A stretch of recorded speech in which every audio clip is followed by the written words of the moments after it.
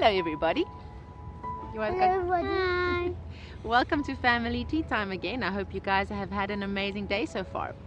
Today we have a bit warmer weather, which is lots of fun, so we get to play outside a bit. And our story for today is a Russian folk tale, and it's a very exciting story. You can ask your mom or your dad to get a map on their phone or on paper if you're lucky enough to have one, and show you where Russia is. And maybe after Family Tea Time you can look for some videos on YouTube about Russia or Russian culture or Russian food. That would be interesting. We like doing stuff like that, hey? So you have time to grab your snack and your drink and your parents and find a nice comfy spot and read, what's the story's name? The Fool of the World and the Flying Ship. I love this story and I can't wait to share it with you. See you in a sec. 1, 2, 3, go!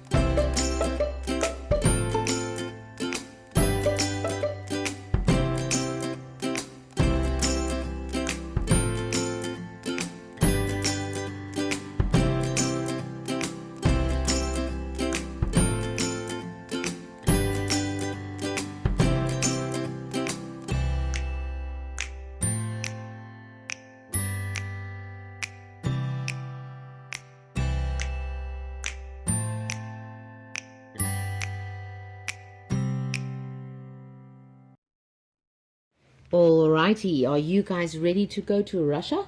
Yes! Alright. The Fool of the World and the Flying Ship. A Russian tale. Retold by Arthur Ransome. And pictures by Uri Shulevitz. Do you see this big medal on the front? It means that this book won a very important medal called the Caldecott Medal for outstanding children's books. So we know we're reading a good book. Okay, let's get started. The Fool of the World and the Flying Ship.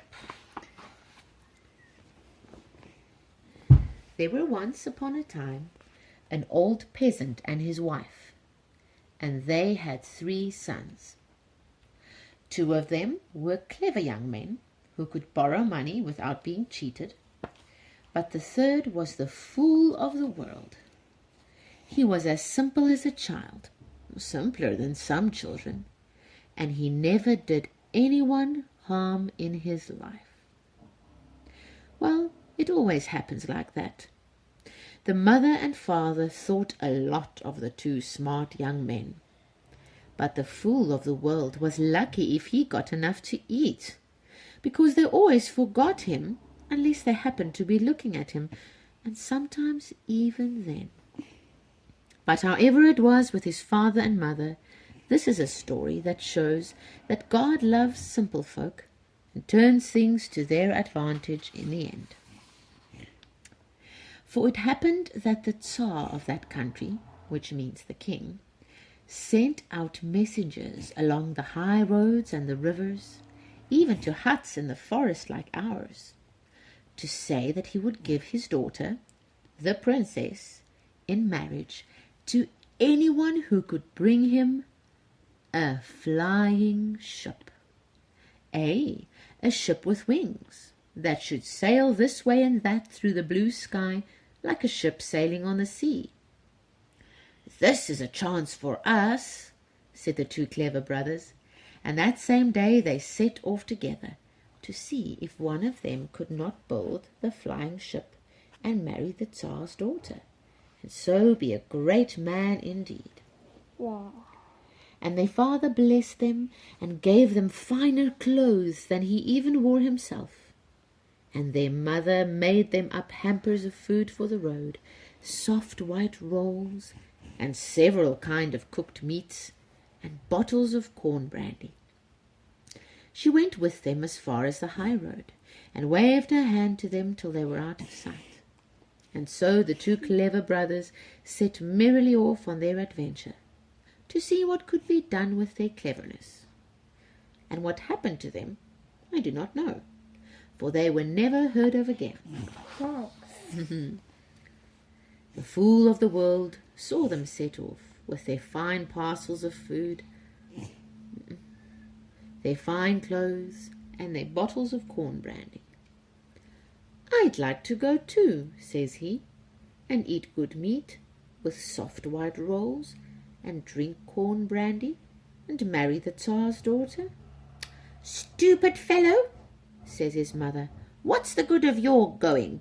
Why, if you were to stir from the house, you would walk into the arms of a bear, and if not that, then the wolves would eat you before you had finished staring at them."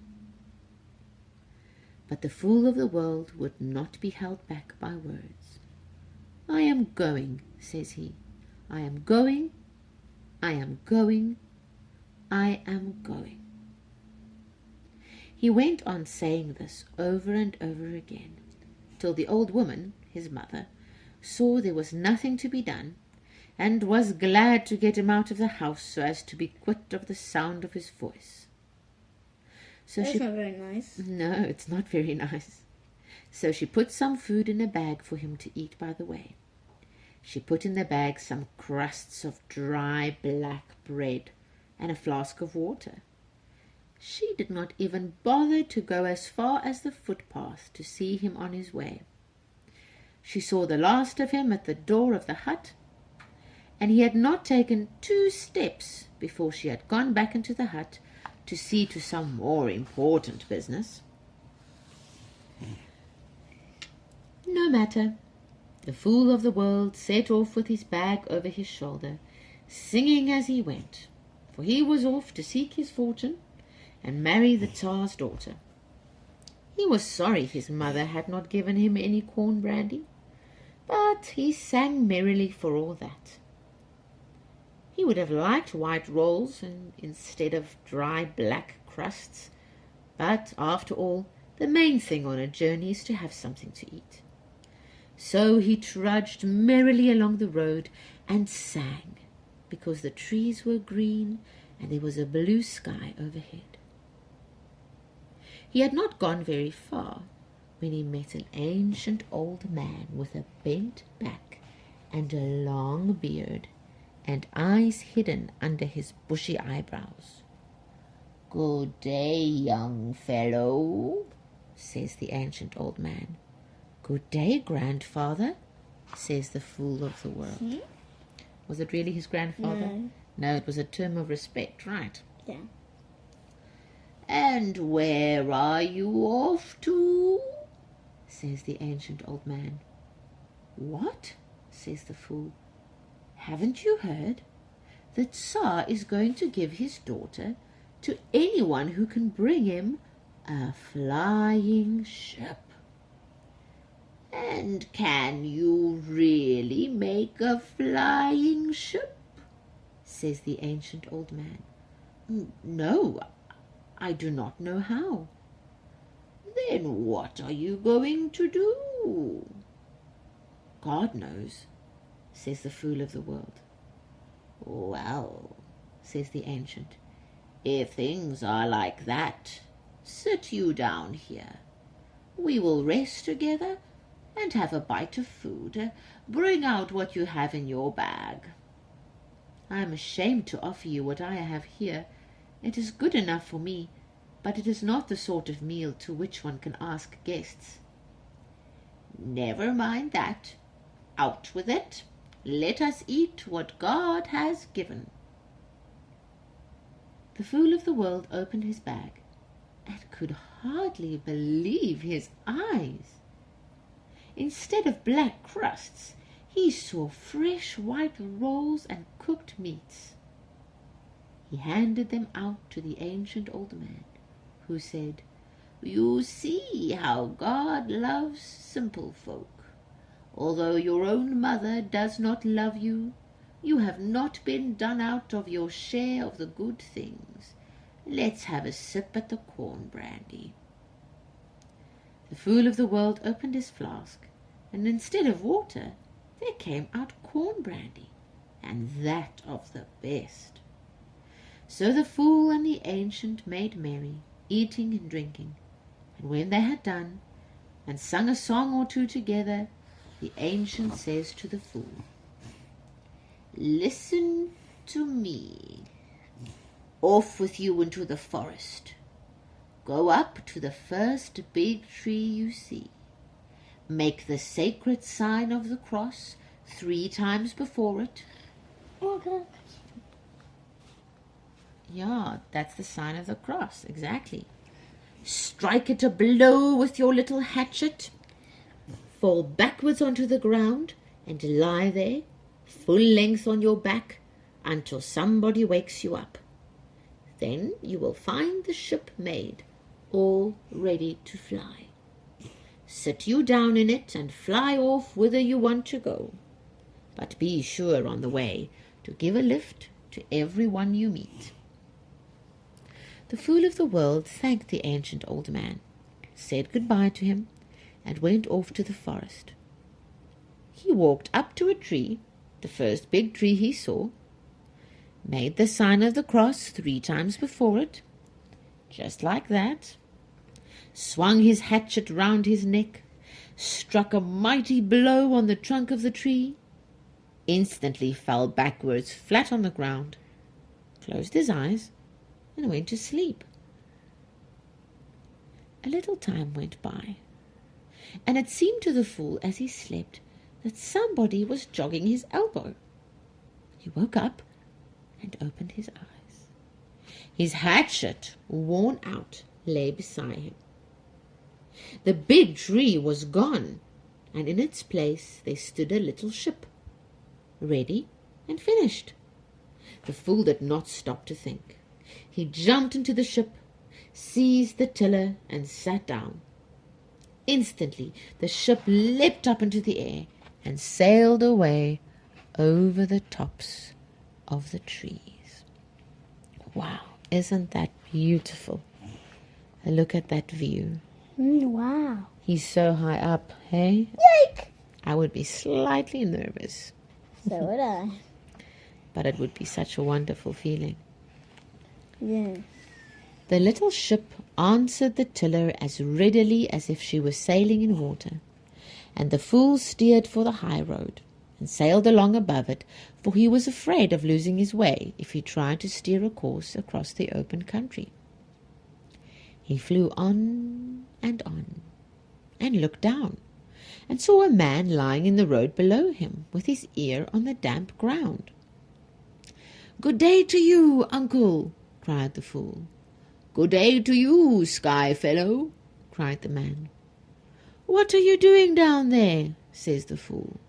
"I am listening to all that is being done in the world." "Take your place in the ship with me." The man was willing enough, and sat down in the ship with the fool, and they flew on together, singing songs.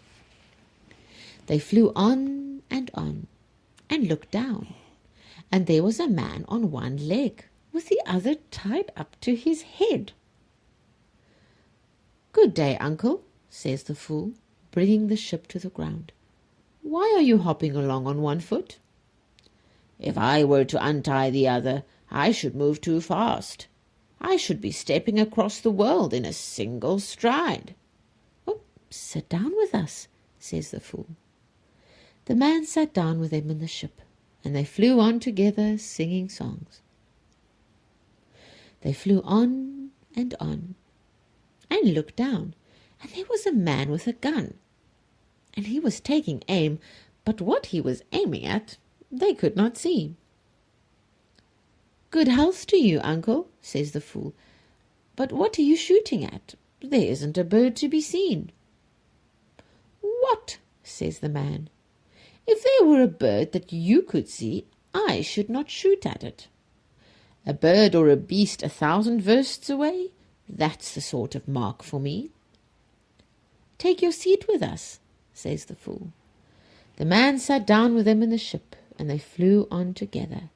Louder and louder rose their songs. They flew on, and looked down, and there was a man carrying a sack full of bread on his back. "Good health to you, uncle," says the fool, sailing down. "And where are you off to?" "I'm going to get bread for my dinner." "But you've got a full sack on your back." "Ha! That little scrap. Why, that's not enough for a single mouthful." "Take your seat with us," says the fool. The eater sat down with him in the ship, and they flew on together, singing louder than ever. They flew on, and looked down, and there was a man walking round and round a lake. "Good health to you, uncle," says the fool. "What are you looking for?" "I want a drink, and I can't find any water." "But there's a whole lake in front of your eyes. Why can't you take a drink from that?" "That little drop," says the man.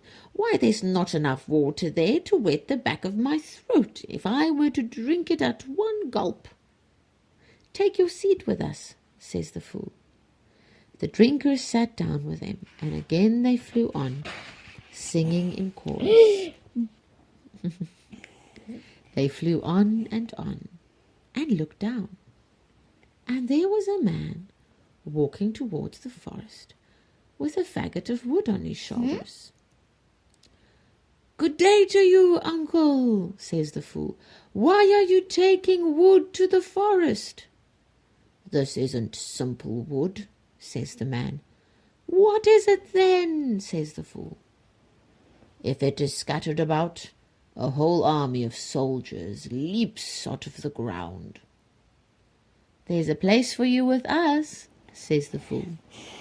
The man sat down with them, and the ship rose up into the air and flew on, carrying its singing crew.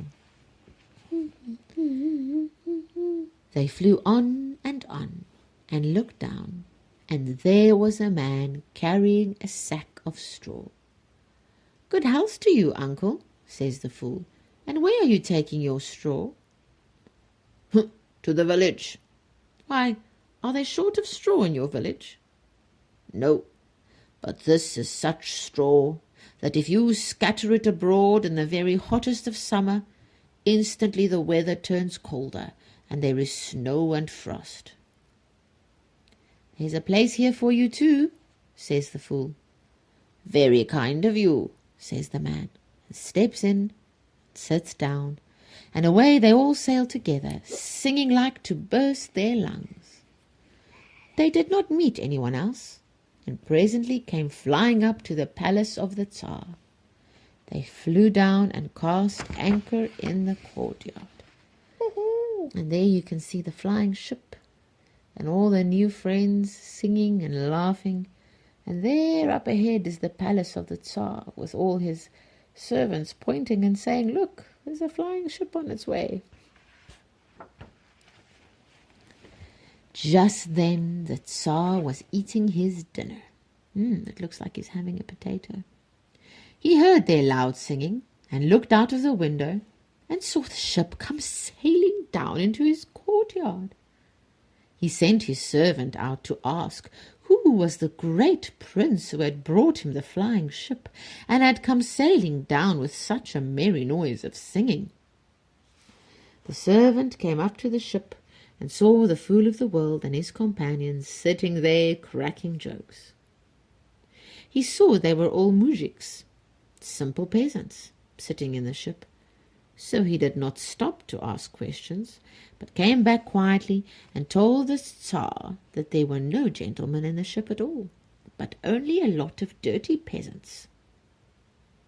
Now the Tsar was not at all pleased with the idea of giving his only daughter in marriage to a simple peasant, and he began to think how he could get out of his bargain. Thinks he to himself, "I'll set them such tasks that they will not be able to perform, and they'll be glad to get off with their lives, and I shall get the ship for nothing." That's not very nice. That's not very nice, and it's not very fair or honest.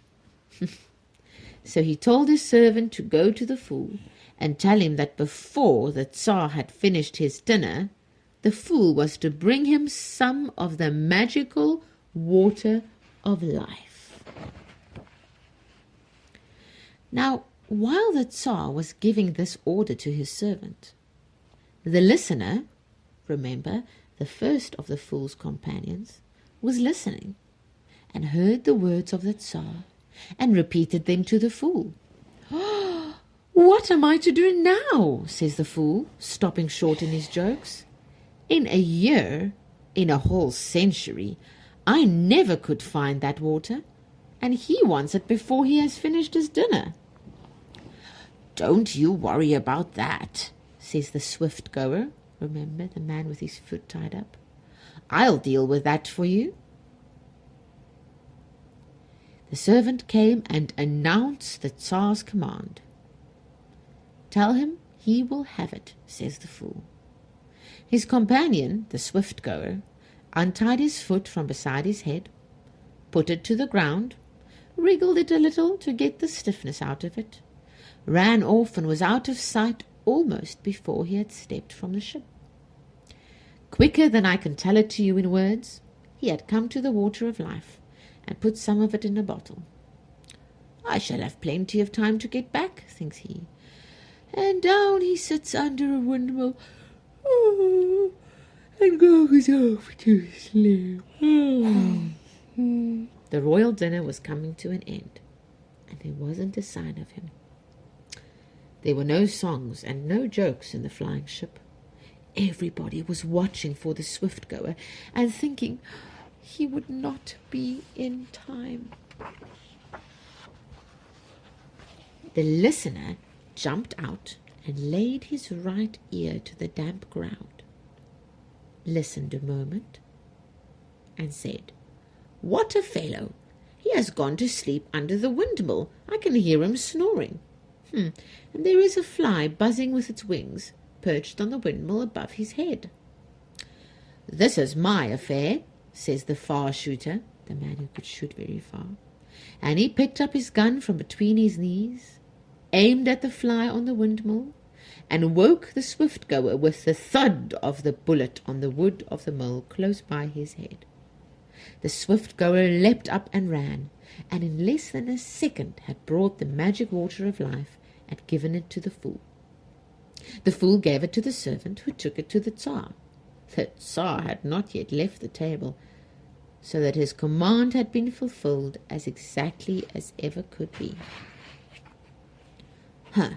What fellows these peasants are, thought the Tsar. There is nothing for it but to set them another task. So the Tsar said to his servant, "Go to the captain of the flying ship and give him this message.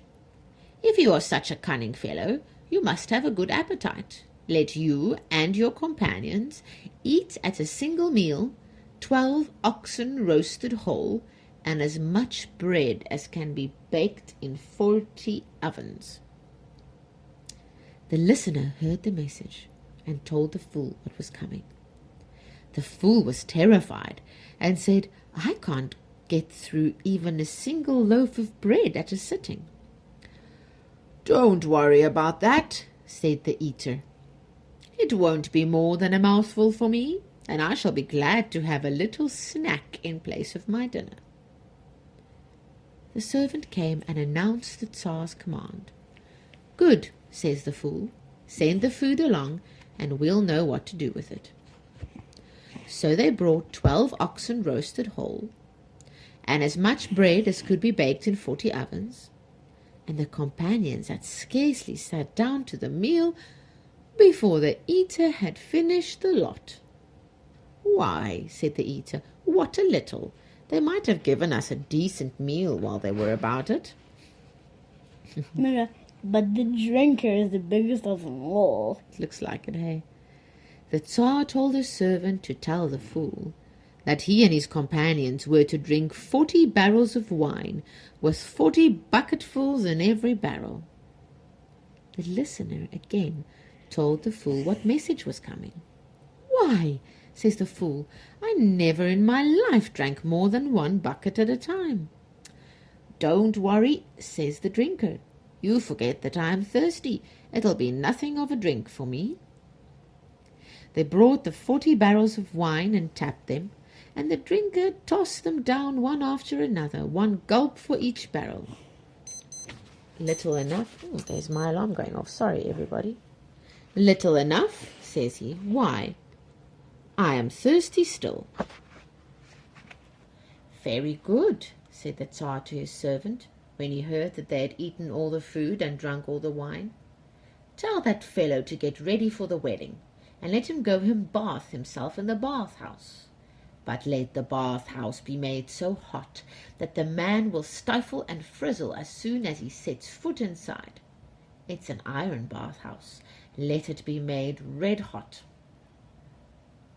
The listener heard all this and told the fool, who stopped short with his mouth open in the middle of a joke. "Don't you worry," says the moujik with the straw. Well, they made the bath-house red-hot and called the fool, and the fool went along to the bath-house to wash himself, and with him went the moujik with the straw. They shut them both in the bath-house and thought that that was the end of them. But the moujik scattered his straw before them as they went in, and it became so cold in there that the fool of the world had scarcely time to wash himself before the water in the cauldrons froze to solid ice.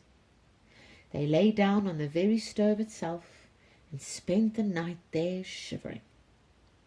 In the morning, the servants opened the bath-house, and there were the fool of the world and the moujik, alive and well, lying on the stove and singing songs. They told the Tsar, and the Tsar raged with anger. "There is no getting rid of this fellow," says he, "but go and tell him that I send him this message. If you are to marry my daughter, you must show that you are able to defend her. Let me see that you have at least a regiment of soldiers." Thinks he to himself, how can a simple peasant raise a troop? He will find it hard enough to raise a single soldier. The listener told the fool of the world, and the fool began to lament. "Oh, this time," says he, "I am done indeed. You, my brothers, have saved me from misfortune more than once, but this time, alas, there is nothing to be done." "Oh, what a fellow you are," says the peasant with the faggot of wood. "I suppose you've forgotten about me. Remember that I'm the man for this little affair, and don't you worry about it at all." The Tsar's servant came along and gave his message. "Very good," says the fool, "but tell the Tsar that if after this he puts me off again, I will make war on his country and take the princess by force." And then, as the servant went back with the message, the whole crew of the flying ship set to their singing again, and sang and laughed and made jokes as if they had not a care in the world. During the night, while the others slept, the peasant with the faggot of wood went hither and thither, scattering his sticks. Instantly, where they fell, there appeared a gigantic army. Nobody could count the number of soldiers in it. Cavalry, foot soldiers, yes, and guns, and all the guns new and bright, and the men in the finest uniforms that ever were seen. Wow. In the morning, as the Tsar woke and looked from the windows of the palace, he found himself surrounded by troops upon troops of soldiers, and generals in cocked hats bowing in the courtyard and taking orders from the fool of the world, who sat there joking with his companions in the flying ship. Now it was the Tsar's turn to be afraid. As quickly as he could, he sent his servants to the fool with presents of rich jewels and fine clothes, invited him to come to the palace, and begged him to marry the princess. The fool of the world put on the fine clothes and stood there as handsome a young man as a princess could wish for a husband. He presented himself before the Tsar, fell in love with the princess and she with him, married her the same day, received with her such a rich dowry, and became so clever that all the court repeated everything he said. The Tsar and the Tsaritsa liked him very much, and as for the princess, she loved him to distraction. The end. Thank you everybody for listening today. Thank you everybody for listening today. Bye. Thank you so much for joining us for our family tea time and reading time. You can send pictures and videos of your favorite books to GraceKidz, that's with a Z, at gracelife.co, not .co.za and not .com, or you can WhatsApp it to +27 21 880 0168. It would be awesome to hear from you and see what you're doing, and we might share it on tomorrow's program. Have a great day.